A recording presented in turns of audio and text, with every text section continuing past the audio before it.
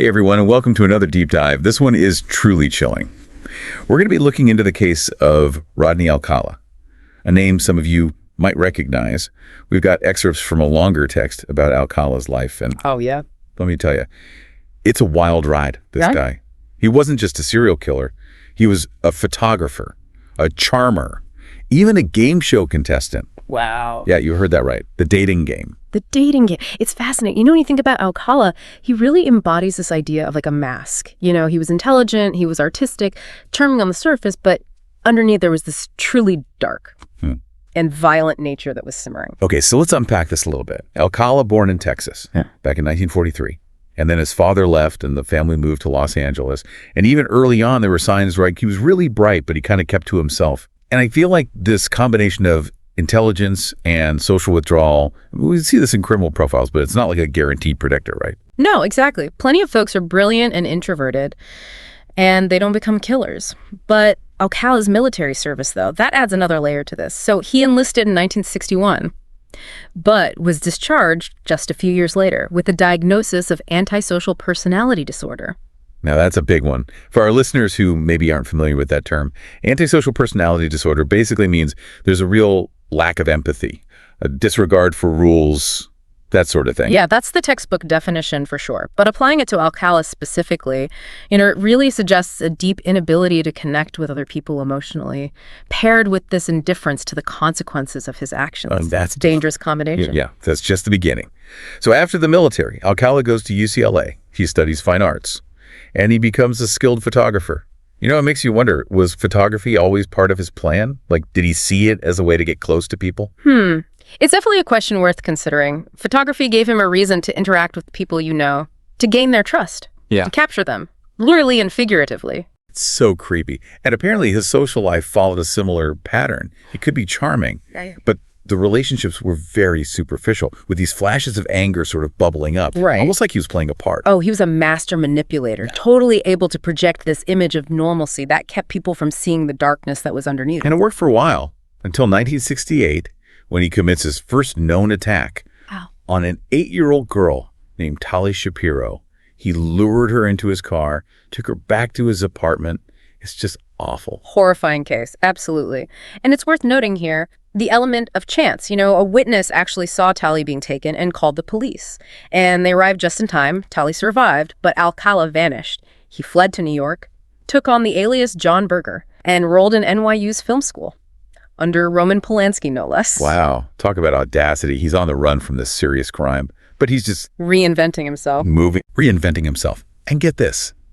He continues to use photography to approach women in New York. This time it's with, like, the promise of portraits. You can only imagine how many potential victims there were during this time. And unfortunately, we'll likely never know the full extent of his crimes in New York. You know, a lot of cases probably remain undocumented, and it took a stroke of luck, some kids recognizing him from a wanted poster, to finally lead to his arrest in 1971. But even then, he manages to slip through the cracks of the justice system. He was extradited back to California to face charges in the Tali Shapiro case, but without her testimony, they had to offer him a plea deal. It's so frustrating. He pled guilty to child molestation, served a short sentence, and that was it. A dangerous individual was free to continue offending. It really makes you think, how do we ensure accountability while still protecting the rights of the accused? Right. It's a tough balance. So he gets out. He returns to California. And that's when things really start to escalate. Now he's targeting adult women, often aspiring models, young professionals. His methods, though, remained consistent, using photography as a lure, preying on people's aspirations and vulnerabilities. This period is especially disturbing, marked by several brutal murders. And here's where it gets truly surreal. 1978, while actively committing murders, Alcala appears on the dating game. What? He wins.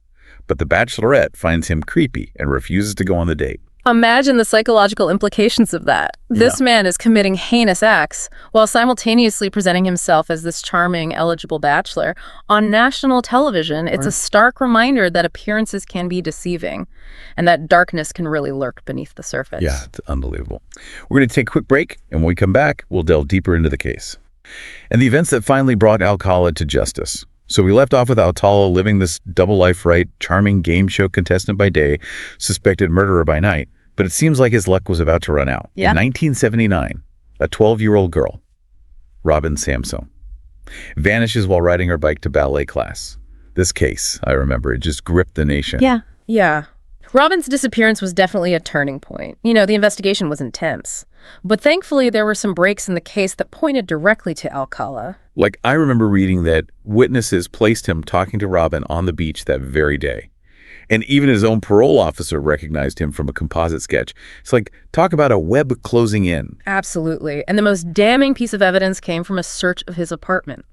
They uncover a storage locker packed with hundreds of photographs, women, children, many in suggestive poses. It sent chills down everyone's spine. Well, it's horrifying to think about those photos, what they represent, the potential victims they captured. And actually, some of them were later identified as missing persons, confirming that Alcala's crimes were way more widespread than anyone had imagined. Yeah, the storage locker became like this tragic archive, a window into the mind of a predator. And not just photos, but jewelry, personal items, all linking him to a string of victims. It was definitely a turning point in the investigation, but also a source of immense pain for the families involved. So Alcala was arrested, charged with Robin Samso's murder, and his trial began in 1980. And here's where it gets really strange. He chose to represent himself in court. Oh, wow. It was a bizarre, unsettling spectacle for sure. You had Alcala surrounded by all these law books, trying to outmaneuver the prosecution. With this twisted logic of his, he cross-examined witnesses, including the mother of one of his victims.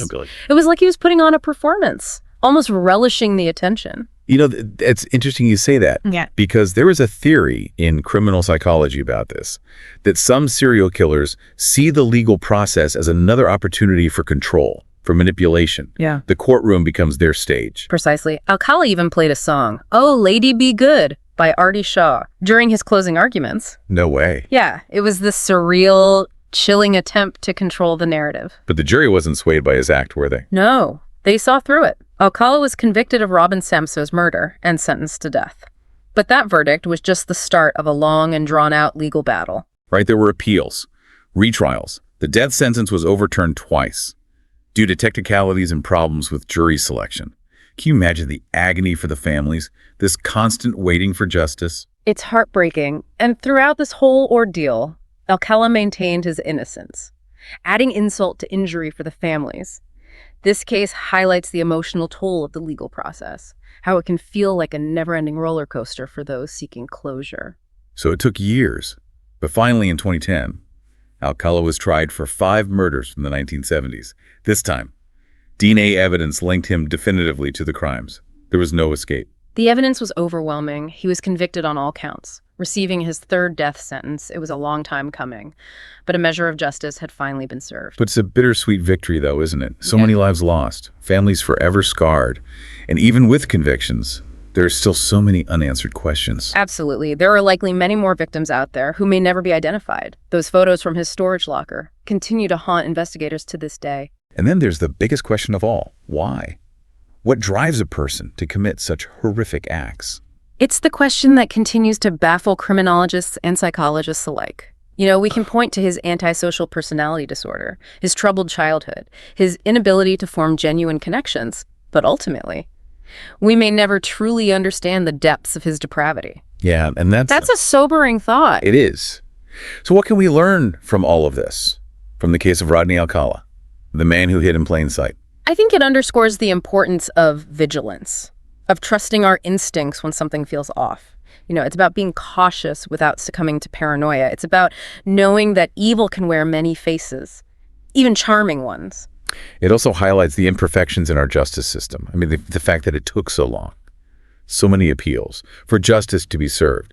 It's a stark reminder that we need to constantly strive to improve our systems, to close those loopholes, to ensure that justice is swift and effective. It makes you wonder, what can we do to be more vigilant, more proactive? It's a conversation we need to keep having. Because while Alcala's reign of terror may be over, the lessons we learned from his case are more relevant than ever. As we've been talking about all of this, one thing that keeps coming back to me is Alcala's photography.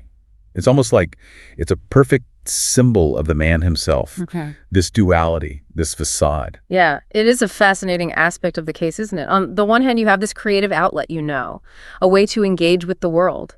capture beauty. But for Alcala, it became something much darker, this tool for manipulation, control, and ultimately documentation of his crimes. It really makes you think about the nature of art, like in something beautiful, even moving. Be created by someone who's capable of such darkness. Can we separate the art from the artist? Oh, it's a question that's been debated for centuries. There are no easy answers. But with Alcala, those photos, and especially the ones from the storage locker, they become almost unbearably chilling when you know the context. They offer this glimpse into the mind of a predator, this distorted view of the world through his lens. And for the families of the victims, they represent unimaginable pain and trauma. To see a loved one captured in a photograph, knowing the horrific fate that befell them, it's a wound that may never fully heal. Absolutely.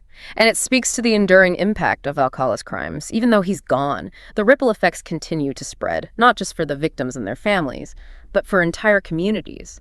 He shattered this sense of safety and trust in so many ways. It's like he forced us to confront this dark reality, that monsters can walk among us, hiding in plain sight. He defied all the stereotypes. I mean, he was charming, intelligent, seemingly successful. Makes you question your own judgment, your ability to read people.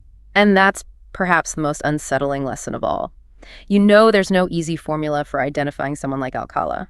We have to rely on our instincts, our gut feelings. We have to be aware of the red flags, but also remember that evil can wear many disguises. So as we reach the end of our deep dive into the world of Rodney Alcala, I'm left with this question that I think a lot of our listeners might be asking themselves.